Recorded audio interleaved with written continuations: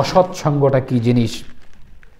অসৎ সঙ্গ গ্রহণ করলে যুব সমাজের অধপতনের আরেকটি বড় ধরনের কারণ।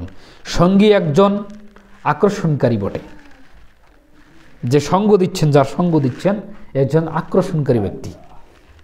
এই সঙ্গটা খুব কঠিন জিনিস। আল্লাহর নবী সাল্লাল্লাহু আলাইহি ওয়াসাল্লাম বলছেন, আর রাজুলু আলা দীনি খলিহি ফালিয়ানজুর আহাদাকুম মান ইউখালিলু। আল্লাহর নবী বলছেন, ব্যক্তি তার বন্ধুর দিন ধর্ম দ্বারা প্রভাবিত হয়, তার দিন ধর্ম দ্বারা প্রভাবিত হয়। একদিন, 2 দিন, 3 দিন, 4 দিন ঘুরছেন, আপনাকে একদিন সিগারেট টানতেই হবে, আপনি টানবেন, এটাই চূড়ান্ত।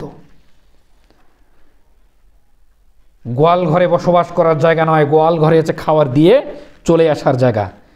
গোয়াল ঘর যদি আপনি মোজাইক পাথর দিয়েও করেন, তবুও যদি মেহমানকে ওখানে বসতে দেন, কি বলবে বলেন তো? গোয়াল ঘরে বসতে দিয়েছে। তাহলে গোয়াল ঘর কি থাকার জায়গা? গোয়াল ঘরে গরুকে খাবার দিয়ে চলে আসার জায়গা। তো সমাজে আপনি চলবেন, দাওয়াত দিয়ে চলে আসার জায়গা, ওখানে ওদের সঙ্গে সঙ্গ দেওয়ার জায়গা নয়। আপনি ওখানে সঙ্গ দিলেন কি?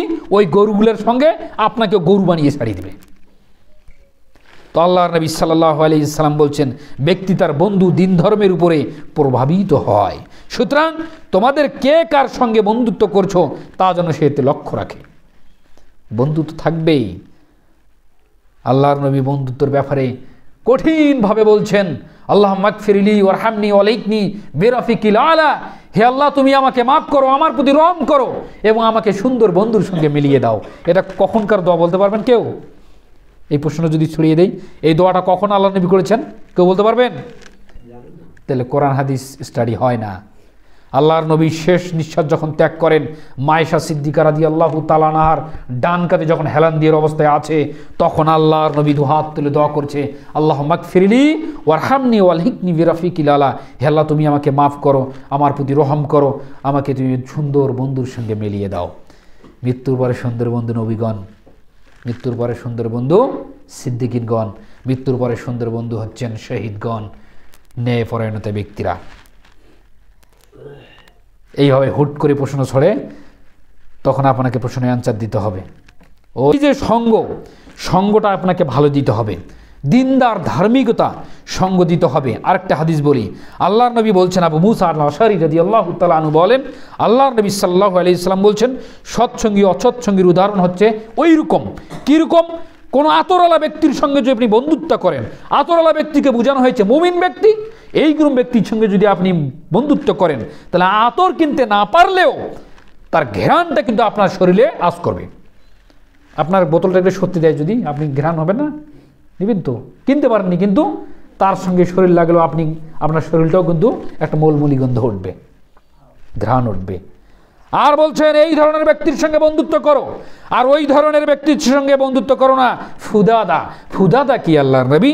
ওই যে কামার হাতুর মারছে, আগুনটা যখন ওই লোহাটা আগুনের ওখানে দিয়ে লাল টিস হয়ে গেছে, তখন হাতুর মারলে হাতুড়ের ফুলকি ছড়িয়ে যায় না? তো হাতুড়ের আগুনটা না লাগলেও লোহার আগুনটা যদি তুমি টাচ না করো, না ধরো, তাহলে ওর ফুলকিটা কিন্তু তোমার গাড়ি এসে শরীরে এসে কি হবে? লাগবে। তখন তোমার ক্ষতি হবে, তখন তুমি ক্ষতিগ্রস্ত অন্তর্ভুক্ত হবে। কি ক্ষতি? তখন তোমার জামাটা পোড়া যাবে। এটাকে আল্লাহ নবী বুঝাতে গিয়ে বলছে, সৎসঙ্গ এবং অসৎসঙ্গ যুব সমাজকে ধ্বংস করে, মানুষকে ধ্বংস করে। সৎসঙ্গর সঙ্গ থাকলে সে ব্যক্তি মেশকের গন্ধ পাবে, আর যদি অসৎসঙ্গ গ্রহণ করে তাহলে এই হাপড়ের বাড়িতে তার ঈমান পোড়া যাবে। এটাই চূড়ান্ত। আল্লাহ নবী বলছেন, সঙ্গর ক্ষেত্রে খুব সাবধান। সেটা হোক আলেম ওলামা আর হোক সাধারণ মানুষ।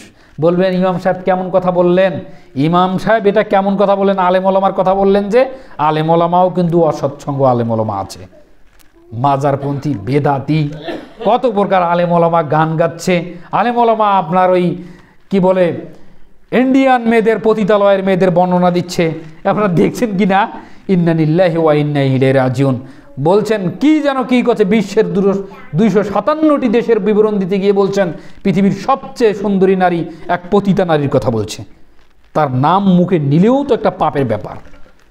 বক্তাই বলছে, তাও আবার বলছে আল্লাহর নাম নিয়ে একবার দেখেন, এই নিয়ামতটা গ্রহণ করেন। ছি ছি ছি ছি ছি ছি। তারাও কোরআনের তাফসির করে বেড়াচ্ছে।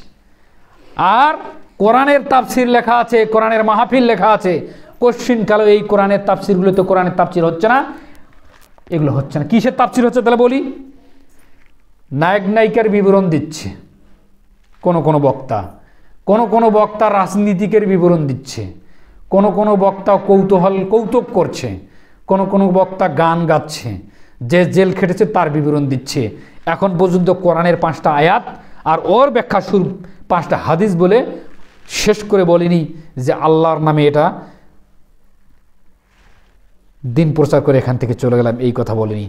গোটা 3 ঘন্টা, 1 ঘন্টা, 1.5 ঘন্টা তার কেচ্চা কাহিনী হচ্ছে কি, সে জেল খেটেছে কিভাবে রাজনীতিকের ব্যাপার স্যাপার, কিভাবে সরকার কি হলো, এই খারাপ ওই ভালো, ওই ভালো ওই খারাপ, এগুলো নিয়ে চলে গেল।